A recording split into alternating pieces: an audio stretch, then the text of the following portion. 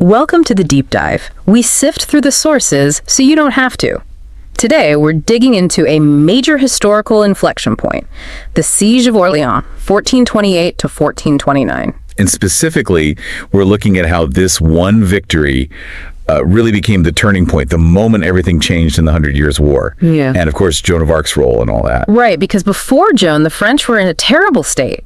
Our sources consistently describe years of just defeats, real desperation. Desperation is putting it mildly. Think about Orléans itself. It was the last major French stronghold on the Loire River. If the English took it, they essentially cut France in two. Charles, the Dauphin, would have lost his main base. It was bad. Well, it was almost existential. So the stakes couldn't be higher. If Orléans falls, it's basically game over for the French cause as they knew it. Pretty much. And tactically, the English were riding high. They had this aura about them. The myth of English invincibility, I saw that mentioned. Exactly that.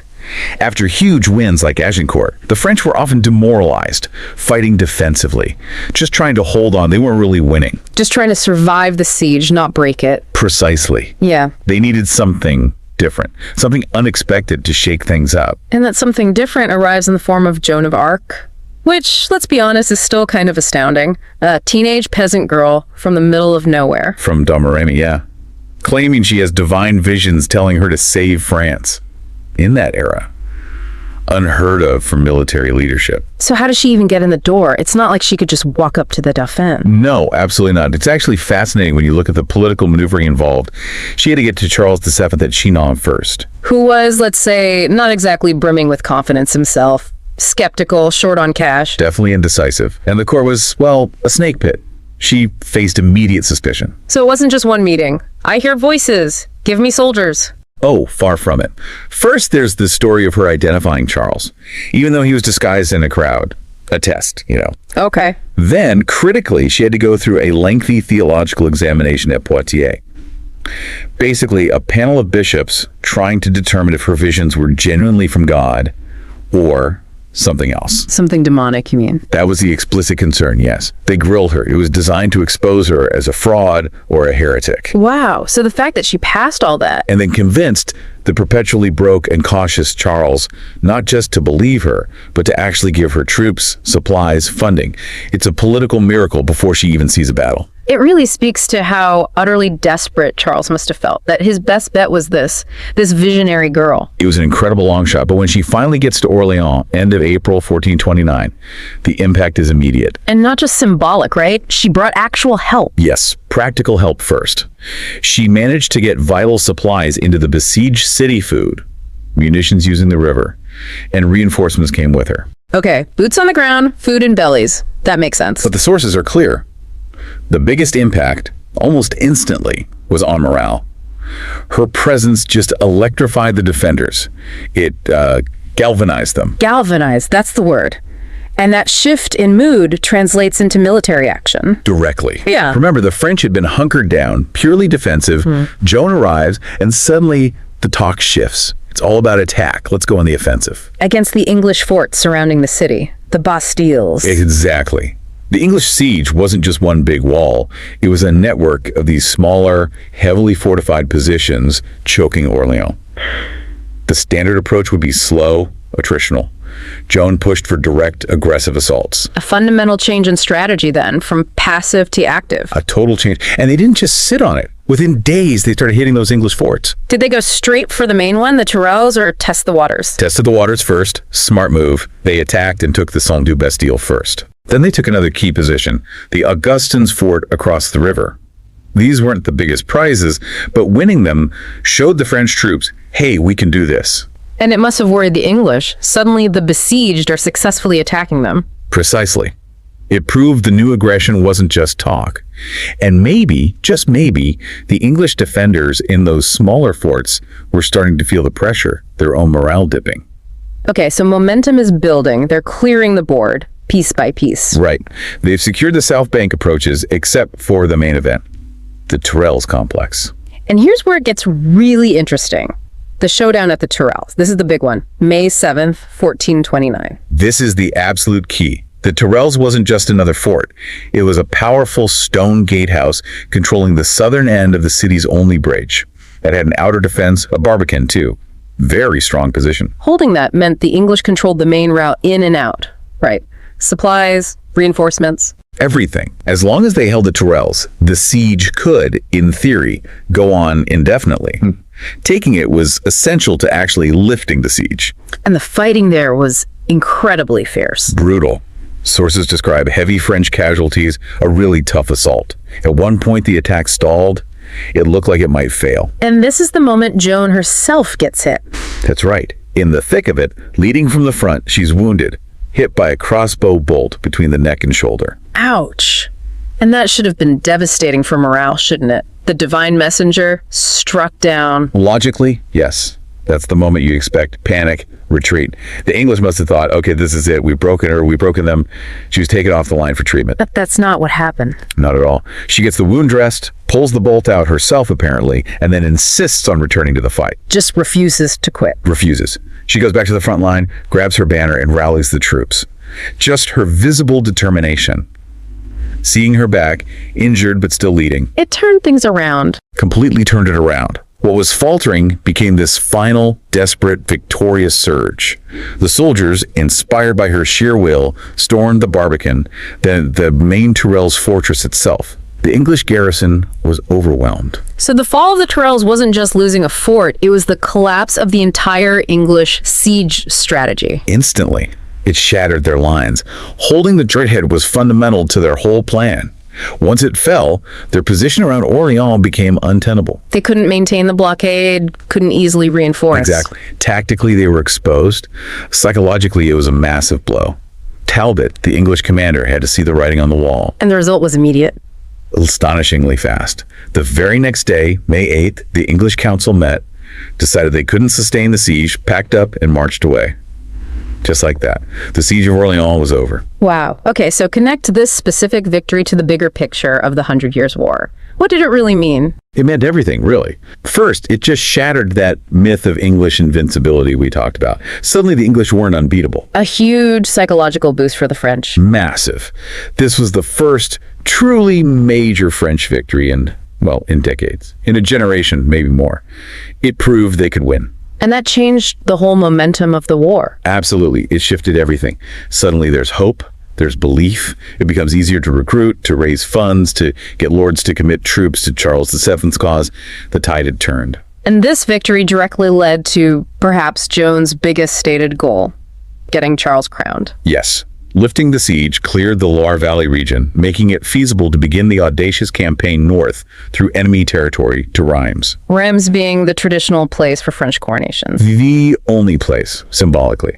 Getting Charles crowned there, deep in territory largely controlled by the English and their Burgundian allies, was a masterstroke. It legitimized him fully as King Charles VII in the eyes of France and Europe. All stemming from that breakthrough at Orléans. Led by Joan. Her success there gave her the credibility, the momentum, the almost mystical authority to make the Reims campaign happen. Which cemented her legacy, didn't it? She became the Maid of Orléans. Forever. Yeah. A symbol of French courage, resilience, faith, the possibility of turning things around even when everything looks lost. So recapping our deep dive, we've seen the French situation go from utterly desperate defense, riddled with failure, to a sudden, confident, aggressive offense sparked by this one individual.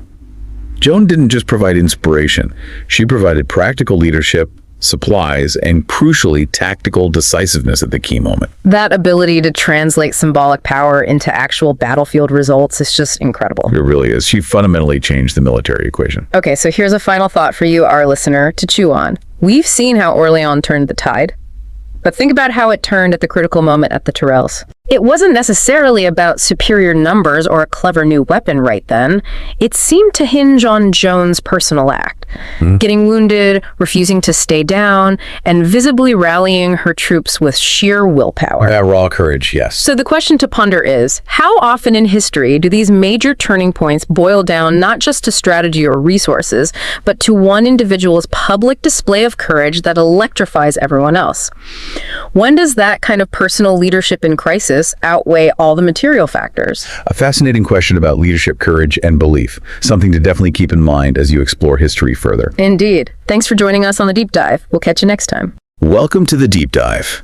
Today we're going way back to 1429, the Siege of Orléans. A really pivotal moment. Absolutely. Yeah. For months, you had the French forces basically trapped, right? Just enduring this long, slow grind. It felt like defeat was inevitable. Yeah, it was a classic passive defense situation. Waiting, hoping, probably starving. Not a great position to be in. Exactly. Yeah. So today what we want to do is dig into how that completely flipped. We're looking beyond the legend, and really focusing on the sources, the accounts of the actual siege tactics. Right. Our mission, if you like, is to pull apart the specific mix, the tactics, the coordination, the leadership that let the French turn this thing around. How did they go from passive defense to, well, winning, and winning aggressively? Okay, let's get into it. Because the core finding, when you look at the accounts, isn't about like overwhelming numbers or some brand new weapon. Not at all. It's about a fundamental shift, wasn't it? Yeah. Aggressive assaults, smart coordination, and just a massive injection of morale. It was the moment they stopped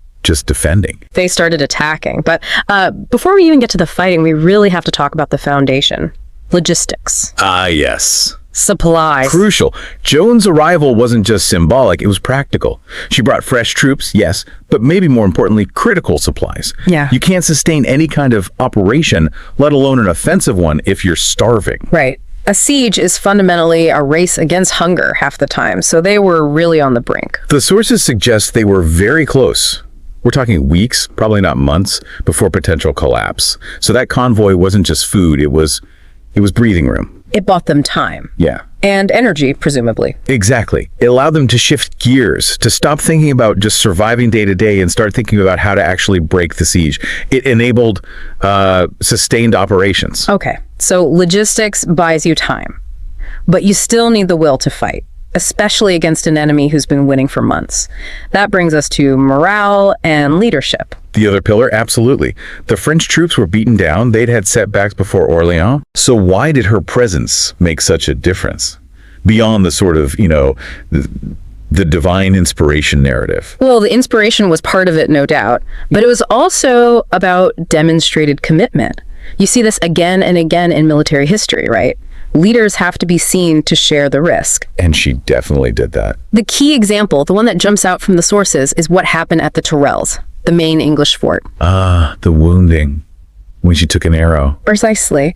It's often mentioned, but the details are what matter tactically. She gets hit, arrow in the shoulder. Fierce fighting. And she doesn't retreat. No. The accounts say she refused serious medical attention right away, apparently pulled the arrow out herself, and got straight back into encouraging the troops, staying visible. Wow. That's more than symbolic. It's a powerful signal. It tells every soldier there, we are not backing down. I'm not backing down. It basically makes retreat psychologically much harder for everyone. It showed the leadership was all in. Turns despair into determination, maybe. Something like that. That kind of visible courage is infectious. So now you have the foundation. The means to fight the supplies and the will to fight the morale. Okay, so foundation laid. What's the next step? The actual military strategy. Right. They shifted tactics completely, away from just holding the walls everywhere, towards concentrated attacks on key fortifications. Focusing their force. Yeah. And the key target was the Tourelles. The Tourelles. Absolutely critical. It was the big stone gatehouse and fort controlling the southern end of the bridge over the Loire River. So it controlled access to the city from the south. Essentially, yes. Holding Orléans often meant holding that bridge. If the English held the Tourelles, they could maintain a really tight blockade, control movement, keep the pressure on. Taking it back wasn't just desirable, it was probably the only way to truly break the siege lines and secure the river. So instead of spreading their forces thin, trying to push the English back everywhere, they put everything, all that renewed morale and manpower onto that one single point. It was risky, maybe, but it concentrated their strength against an English force that was actually quite spread out. Ah, okay. The English were manning multiple forts, weren't they, around the city? Exactly. They couldn't easily reinforce the Tourelles quickly when the French launched a full, committed assault there. The French didn't need to defeat the whole English army. They just needed to make the siege unworkable. Taking the Tourelles did that. So how did they actually do it? The sources mention things like night assaults and dauntless charges. Sounds dramatic. It probably was, but it seems more sophisticated than just, running at the walls, yelling. The accounts suggest a kind of coordinated, multi-stage approach. Okay. They used small, specialized teams first. Think like early commando units. Their job was to storm the outer works, the palisades, create breaches under the cover of darkness or supporting fire. The shock troops. Right. Create the opening. And then right behind them were the larger forces, ready to exploit that breach immediately, to pour into the fortification. A combination of stealth and force, almost. Yeah, a dynamic mix of defensive positions being used as launch pads for very sudden, very aggressive offensive actions. The English were set up for a long, slow siege. This sudden focused violence was something they weren't prepared for. It changed the tempo entirely. Which leads us nicely into the third element, doesn't it? Because the physical fighting seems to have been amplified by something else. Psychological warfare. Absolutely huge here. It acted like a force multiplier. Making the attacks even more effective than they might have been otherwise. Definitely. Because the battle wasn't just happening on the walls, it was happening in the soldiers' heads. Joan's presence, the idea of divine backing, this sudden string of successes after months of failure, it had a massive dual effect. Dual effect? How so? Well, for the French, it was pure confidence. Suddenly, they believed they could win. They felt destiny was on their side. That translates to fighting harder, taking more risks. And for the English? The opposite. Utterly demoralizing. They were facing an enemy they thought was beaten, now fighting with incredible ferocity, seemingly led by someone. Well, someone divinely inspired, or perhaps cursed, depending on your viewpoint. Superstition played a role too. So their confidence just crumbled. The sources suggest it did. Suddenly, the siege, which seemed like a sure thing, felt precarious. The basic assumption of siege warfare that the defenders will eventually break was turned on its head.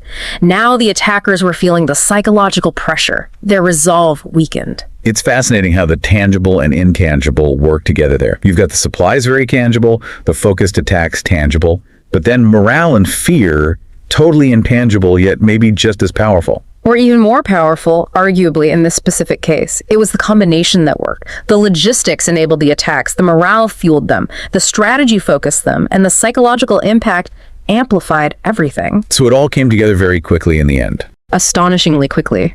These tactics completely disrupted the English siege works, and the culmination was the fall of that key strongpoint, the Tourelles, on May 7th, 1429. And that was the breaking point. That was it. Once the Tourelles fell, the English position on the south bank was gone. They couldn't control the bridge.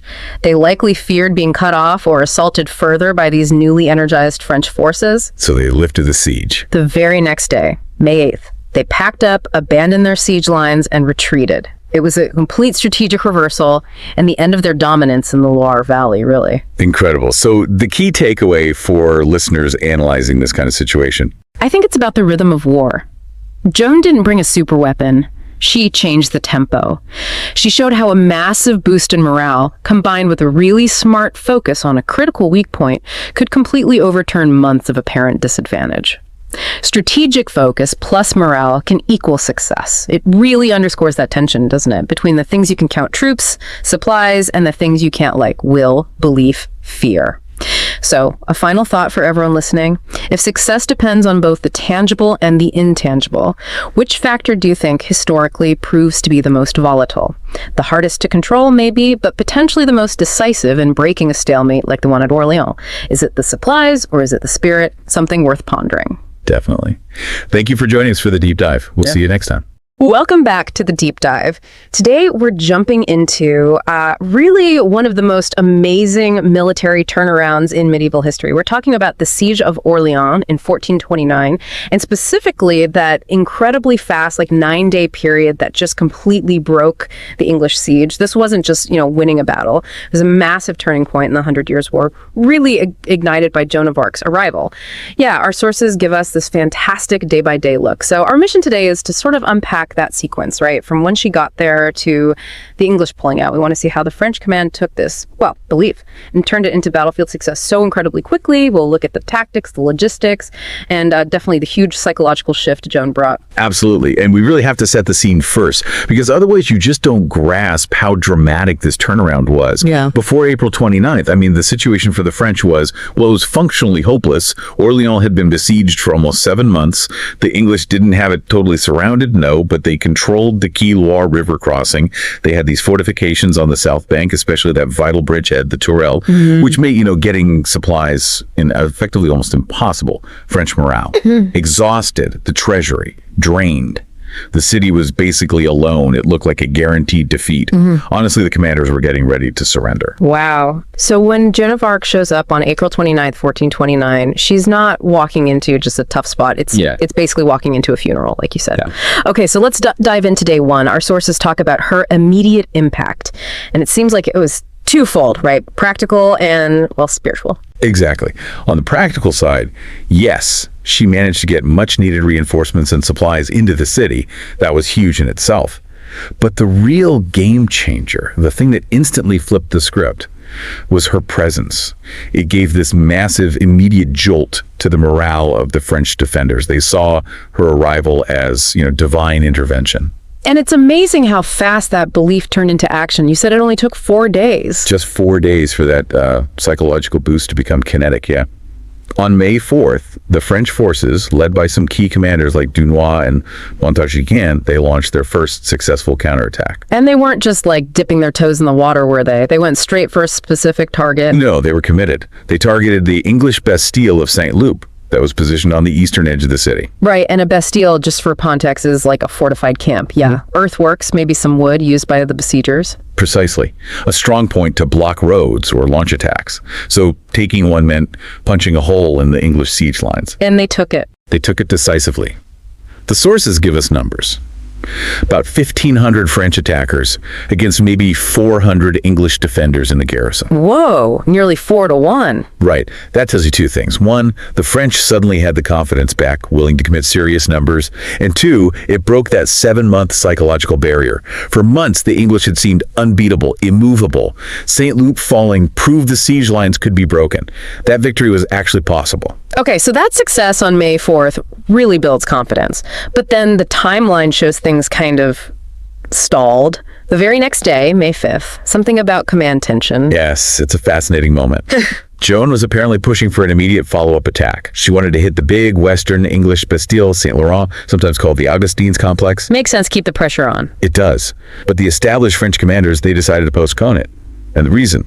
May 5th was Ascension Day. Ah, a major religious holiday. Exactly. So they decided to rest the troops for the religious observance.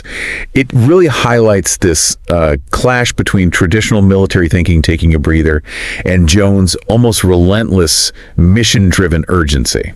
So you wonder, right, was that pause needed for rest, or did it almost cost them momentum? Or maybe it helped. Well, that's the interesting part, because that pause forced a strategic rethink, a pivot.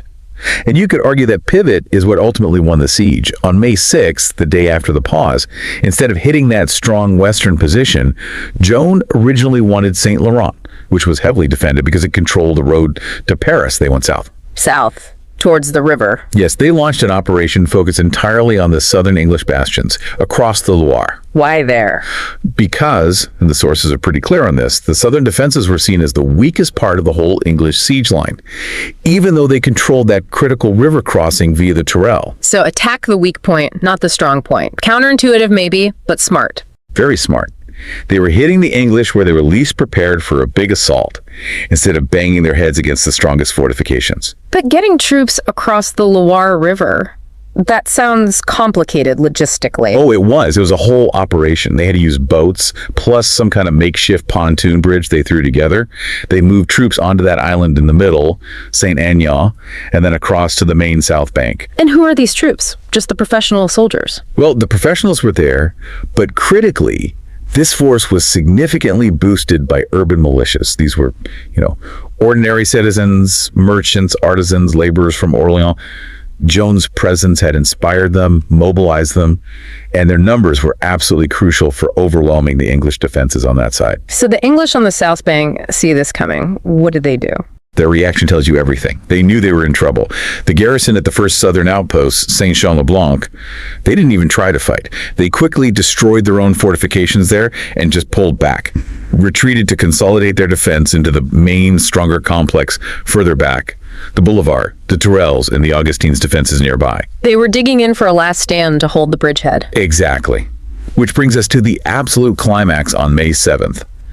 The English are concentrated. The French know this is it. This is the decisive battle of the Tourelles. The main event. Absolutely the main event.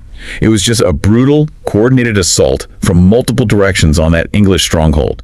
It went on for most of the day. The French command, now totally energized and seemingly unified, threw everything they had at it, and the English resisted fiercely because they knew if the Tourelles fell, the siege was over. And this is where Joan gets injured, right? Yes, right in the thick of it. She was wounded, hit by a crossbow bolt between the neck and shoulder, a serious wound. Ouch. That could demoralize troops fast. You'd think so. But what's amazing in the accounts is that after getting it treated quickly, just pulling it out and maybe some dressing, she apparently returned to the fight area shortly after. Imagine the effect on her soldiers. Seeing her injured, but then back, refusing to quit.